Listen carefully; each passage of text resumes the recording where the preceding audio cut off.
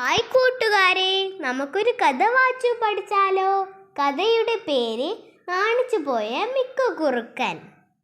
ഡുട്ടുമുയലും കിമ്മുകാക്കയും കൂട്ടുകാരായിരുന്നു. ഒരു ദിവസം ഡുട്ടുമുയൽ മരത്തിന്റെ കീഴിലിരുന്ന് ഉറങ്ങുകയായിരുന്നു.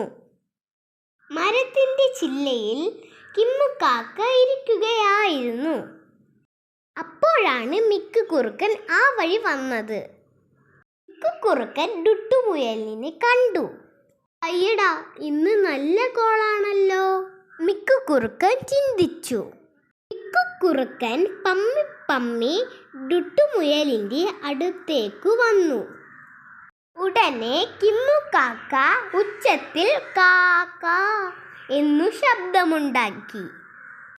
കിമ്മുകാക്കയുടെ ശബ്ദം കേട്ട് ഡുട്ടുമുയൽ ഞെട്ടി എണീച്ചു. അതാ മിക്കുകുറുക്കൻ! പേടിച്ചുപോയ ഡുട്ടുമുയൽ അവിടെ നിന്ന് ഓടി രക്ഷപ്പെട്ടു.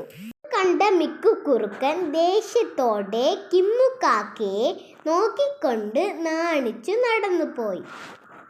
നന്ദി.